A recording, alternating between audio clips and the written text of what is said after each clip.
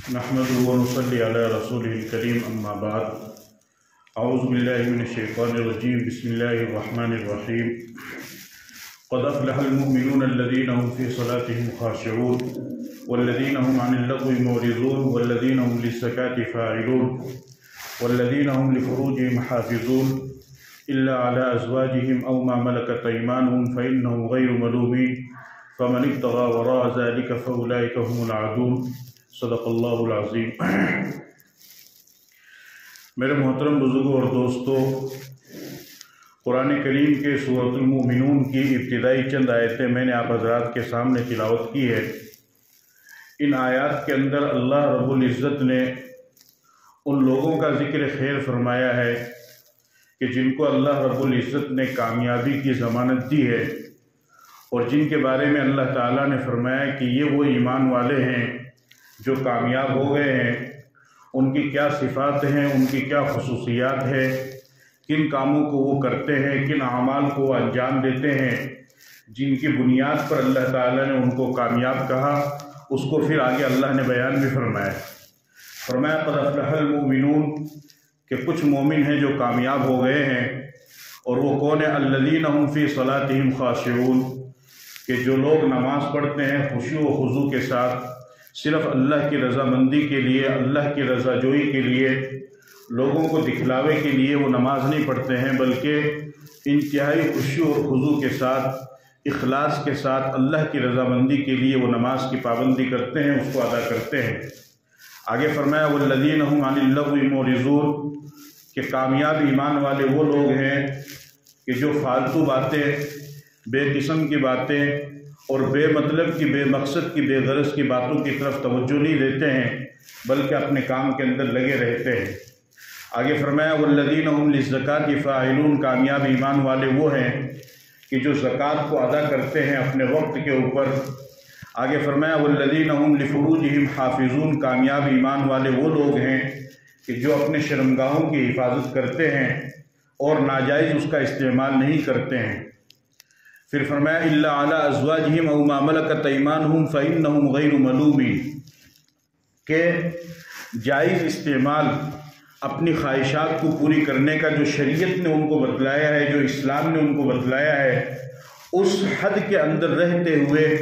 जायज़ तरीके पर, जायज़ हुदूद के अंदर रहते हुए वो अपनी ख्वाहिशात को पूरा करते हैं। यानी इंसान की फ़ितरत में, मर्द और औरत की फ़ितरत में अल्लाह पाक ने जो ख्वाहिशात रखी है, उन ख्वाहिशात को वो अपनी बीवियों के ज़रिए से पूरी करते हैं। नाजायज़ तरीके से वो अपनी ख्वाहिश पूरी नहीं करते, यानी ज़िनाकारी से, बदकारी से वो लोग महफूज रहते हैं। और ये ज़िना और बदकारी से महफूज रहने वाले कामयाब ईमान वाले लोग हैं। आगे फरमाया फ़मन इब्तग़ा वराअ ज़ालिका फ़उलाइका हुमुल आदून के जो इससे तजावुज़ करेगा, जो इससे आगे बढ़ेगा, यानी ना नमाज की पाबंदी करेगा, ना ज़कात को अदा करने वाला होगा, फालतू बातों के अंदर लगा रहेगा और अपने शर्मगाह की हिफाजत नहीं करेगा और नाजायज़ कामों के अंदर वो लगा रहेगा, तो अल्लाह पाक फरमाते हैं कि फिर ये अपनी जानों के ऊपर जुल्म करने वाले, ताअद्दी करने वाले, ज़्यादती करने वाले लोग हैं। इसके अंदर अब इस बात को समझने की ज़रूरत है कि शर्मगाहों की हिफाजत होगी किस तरीके से, यानी इंसान ज़िना से, बदकारी से महफूज किस तरीके से होगा। तो अल्लाह पाक ने मर्द और औरत दोनों के लिए अलग अलग क़वानीन को बयान फरमाया है। और ये बात अच्छी तरह आप याद रखिए कि मज़हब इस्लाम ने जिस तरीके से मर्दों के लिए उसूल बतलाए हैं, उसी तरीके से औरतों के लिए भी उसूल बतलाए हैं। जिस तरीके से मर्द हजरात के लिए ज़िंदगी में किसी भी गोशे में, किसी भी तरह का कोई भी मसला पेश आ जाए, उसको हल करने के लिए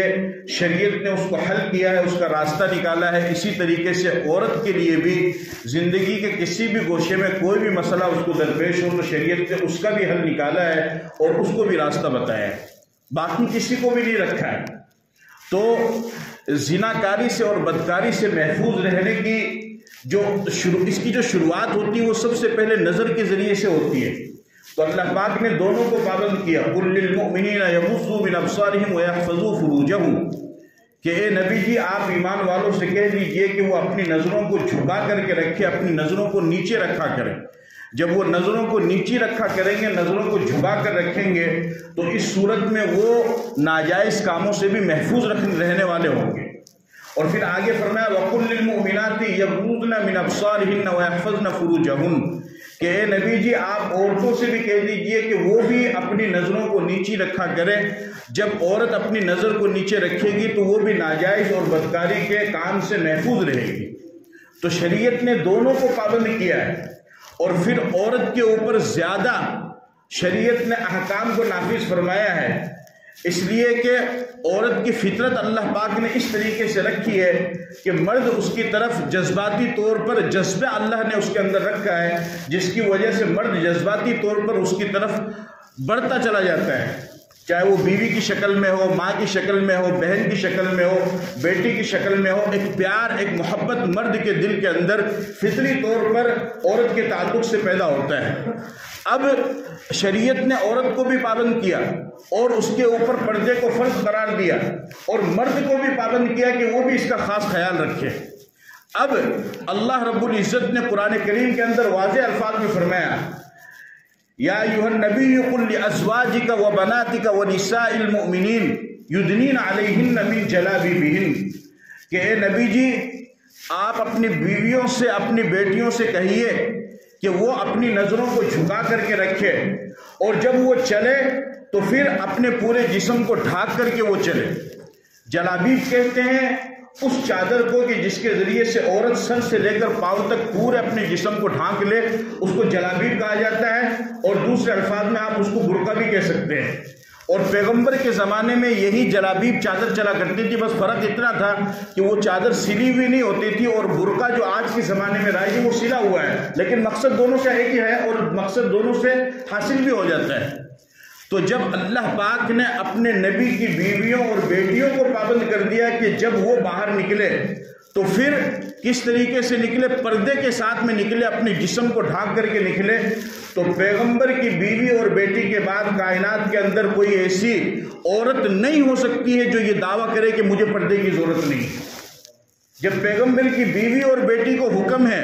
اور پیغمبر کی بیوی اور بیٹیوں سے زیادہ پاکیزہ،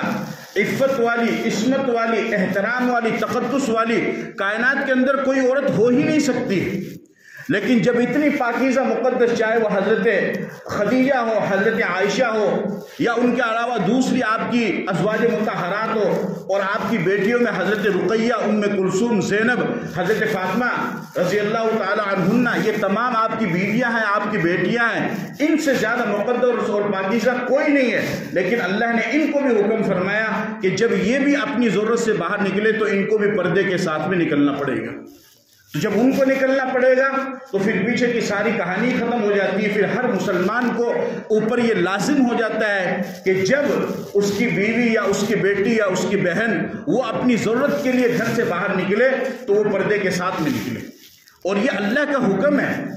یہ کسی مولوی کا بنایا ہوا نہیں ہے، کسی عالم کا بنایا ہوا نہیں ہے، یہ اللہ کا حکم ہے۔ قرآن کی آیتیں پڑھ کر کے میں آپ کو بتا رہا ہوں۔ قرآن کریم میں اللہ نے فرمایا وَقَرْنَ فِي بُيُوتِكُنَّ وَلَا تَبَرَّجْنَ تَبَرُّجَ الْجَاهِلِيَّةِ الْأُولَى قرآن میں اللہ تعالیٰ فرماتے ہیں کہ اے عورتوں تم اپنے گھروں میں رہو، عورت باہر نکلنے کی چیز نہیں ہے، اسی لیے اسلام نے عورت کے اوپر کمائی بھی لازم نہیں قرار دی ہے۔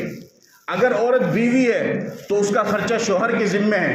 اگر عورت ماں ہے تو اس کا خرچہ اولاد کے ذمہ ہے، اگر عورت بیٹی ہے اس کا خرچہ باپ کے ذمہ ہے۔ اسی طریقے سے اگر عورت کا کوئی دیکھ ریکھ کرنے والا نہیں ہے تو اس کا خرچہ اسلامی حکومت کے ذمہ ہے۔ کس کے ذمہ؟ اسلامی حکومت کے ذمہ، لیکن عورت کو پھر بھی باہر نکلنے کے لیے نہیں کہا۔ قرآن میں اللہ نے فرمایا کہ عورتوں تم اپنے گھروں کے اندر رہو، اور پہلے زمانے کی طرح، زمانہ جاہلیت کی طرح بناؤ سنگار کر کے تم باہر مت نکلو۔ زمانہ جاہلیت میں عورتیں بناؤ سنگار کر کے باہر نکلا کرتی تھی اور بدکاری کی طرف، زناکاری کی طرف لوگوں کو دعوت دیا کرتی تھی۔ قرآن کریم میں اللہ پاک نے اس سے منع فرمایا۔ میرے مسلمان بھائیوں، ہمیں اس چیز پر سخت تاکید کرنے کی ضرورت ہے، اور ہمیں اس چیز پر بہت زیادہ پابند ہونے کی ضرورت ہے۔ آج بے لباسی اور بے برقعی یعنی بے پردگی بالکل عام ہوتی جا رہی ہے، اور یہ خیال ذہن میں آتا جا رہا ہے کہ بھئی ابھی تو مطلب بچی ہے، ایسا کوئی مسئلہ نہیں ہے، بالغ ہو جانے کے بعد اس کو حجاب کے اندر رکھنا، اس کو برقعے میں رکھنا، اس کو پردے میں رکھنا، یہ ہم سب کا فریضہ ہے۔ آج مغرب کی عورتوں نے جب پردوں کو نکال دیا اور مغربی معاشرے کے اندر برطانیہ اور یورپ کے علاقوں میں آج جب ان کی عورتوں کے اندر پردہ نہیں ہے تو آج وہ عورت ان کی نظر میں ایک ٹیشو پیپر سے بھی زیادہ حیثیت نہیں رکھتی۔ وہ سامنے میک اپ کیا ہوا چہرہ، وہ مسکراہٹ، وہ ہنسی، یہ سب صرف اسکرین کی خوبصورتی ہے، نظر آنے والی چیز ہے، حقیقت میں کچھ بھی نہیں ہے، سارا کھوکھلاپن ہے۔ ان کے دل کی دنیا کو جب آپ دیکھ کر، ان کے دل کی کڑھن کو جب آپ محسوس کریں گے، ان کے دل کی باتوں کو جب آپ سنیں گے، ان کے غم کو جب آپ سنیں گے، اس وقت آپ کو محسوس ہوگا کہ کتنی دکھ اور تکلیف کے اندر یہ زندگی گزار رہی ہے۔ لیکن اسلام نے آ کر کے عورت کو عزت دی۔ آج لوگ کیا تانا، کیا پروپیگنڈا کرتے ہیں کہ اسلام نے عورتوں کو دبا کر کے رکھ رکھا ہے، اسلام نے عورتوں کو مقید کر کے رکھ رکھا ہے، اسلام نے عورت کو پنجرے میں بند کر دیا ہے، اسلام نے عورت کو گھر کے اندر بند کر دیا ہے۔ نہیں، انہیں آزادی چاہیے۔ نہیں، اسلام نے گھر کے اندر بند نہیں کیا ہے۔ اسلام نے یہ کب کہا کہ عورت کو 24 گھنٹے پردے کے اندر رہنا پڑے گا؟ نہیں،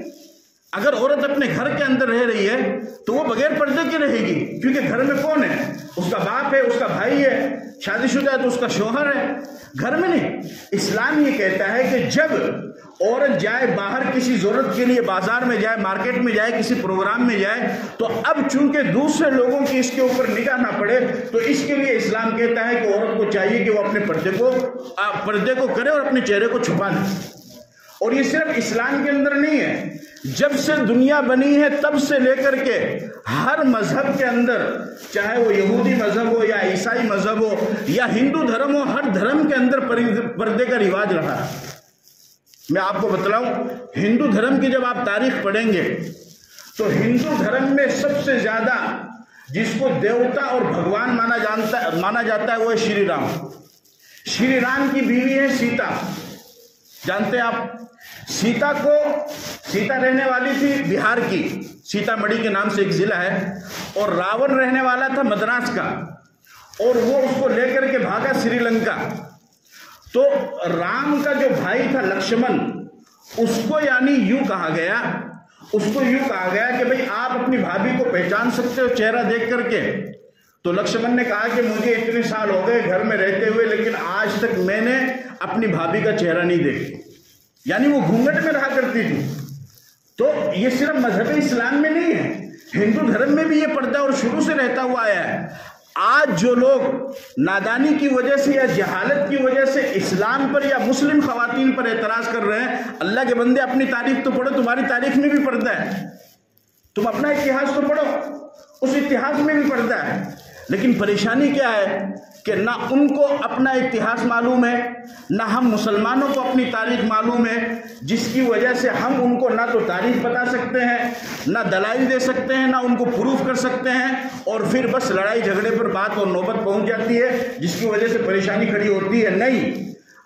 ہم چونکہ ملک ہندوستان کے اندر رہتے ہیں، یہاں پر ہر دھرم اور مذہب کو ماننے والے لوگ رہتے ہیں، تو ہمارا یہ فرض بنتا ہے کہ ہم اپنے مذہب کے مطالعے کے ساتھ ساتھ اپنے دوسرے مذہب کے ماننے والے بھائیوں کی تاریخ کو بھی پڑھیں، ان کے مذہب کا بھی مطالعہ کریں، تاکہ ہمیں معلوم ہو کہ ان کے مذہب میں کیا اور ہمارے مذہب میں کیا ہے، اور ہم ان کو ان کے طریقے سے پیار اور محبت سے جواب دے سکیں۔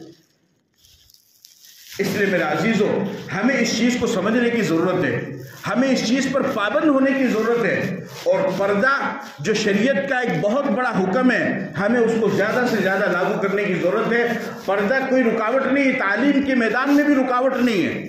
اور کسی معاشی ترقی کے میدان میں بھی رکاوٹ نہیں ہے۔